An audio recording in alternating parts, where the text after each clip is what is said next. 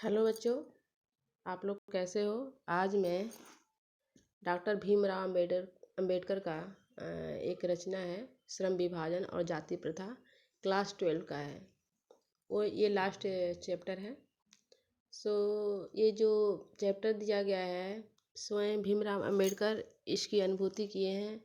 इसके बारे में उनको अनुभव है कि श्रम का जब विभाजन होता है या फिर जाति प्रथा जब हमारे समाज में आती है तो कैसे मानवता का जो एक मूल्य होता है वह हल्का हल्का थोड़ा थोड़ा नष्ट होने लगता है। तो हमारा जो देश है खासकर जाति प्रथा को लेकर बहुत ही मतलब क्या है, ये फेमस है कि भारत में जो है जाति प्रथा बहुत ही जोर पर है और वहाँ पर रहने वाले लोगों के साथ बहुत ही सम व्यवहार नहीं किया जाता है, विषम व्यवहार किया जाता है, समान व्यवहार नहीं किया जाता है, भेदभाव किया जाता है।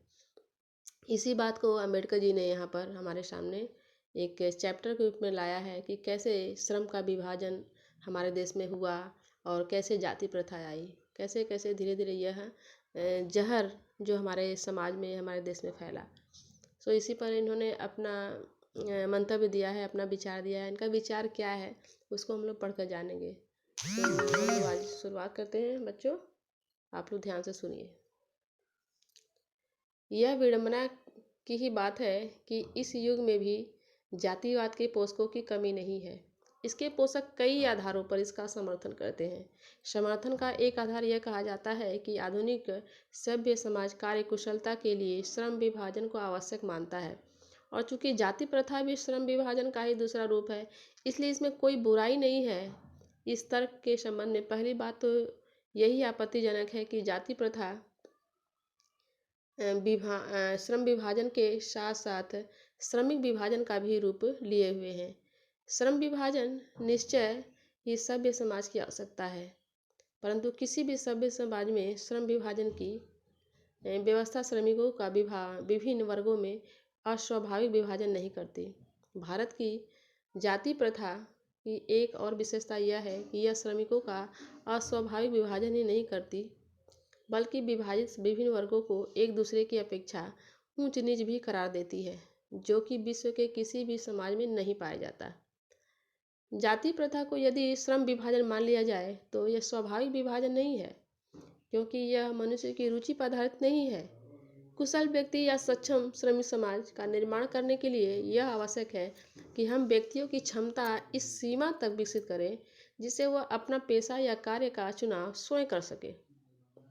इस सिद्धांत के विपरीत जाति प्रथा का दूषित सिद्धांत यह है कि इससे मनुष्य के प्रशिक्षण अथवा उसकी निजी क्षमता का विचार किए बिना दूसरे ही दृष्टिकोण जैसे माता पिता के सामाजिक स्तर के अनुसार पहले से ही अर्थात गर्भाधारण के समय से ही मनुष्य का पेशा निर्धारित कर दिया जाता है।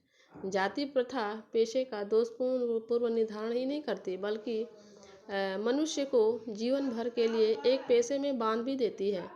भले ही पेशा अनुपयुक्त या अपर्याप्त होने के कारण वह भूखों मर जाए।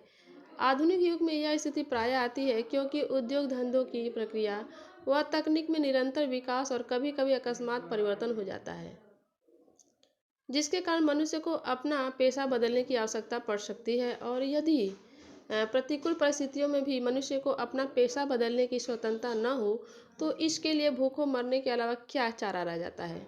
हिंदू धर्म की जाति प्रथा किसी भी व्यक्ति को ऐसा पेशा चुनने की अनुमति नहीं देती है जो उसका पैतृक पेशा ना हो, भले ही वह उसमें पारंगत हो। इस प्रकार पेशा परिवर्तन की अनुमति न देकर जाति प्रथा भारत में बेरोजगारी का एक प्रमुख व प्रत्यक्ष कारण बनी हुई है। इस प्रकार हम देखते हैं कि श्रम विभाजन की दृष्टि से भी जाति प्रथा गंभीर दोषों से युक्त है।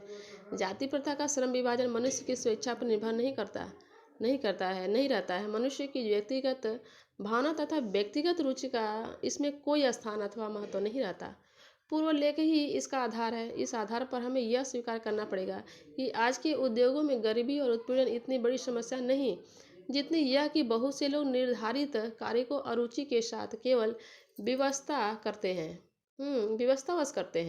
ऐसी स्थिति स्वभावतः मनुष्य को दुर्भावना से ग्रस्त रहकर टालू काम करने और काम करने के लिए प्रेरित करती है। ऐसी स्थिति में जहाँ काम करने वालों को का न दिल लगता हो न दिमाग, कोई कुशलता कैसे प्राप्त की जा सकती है।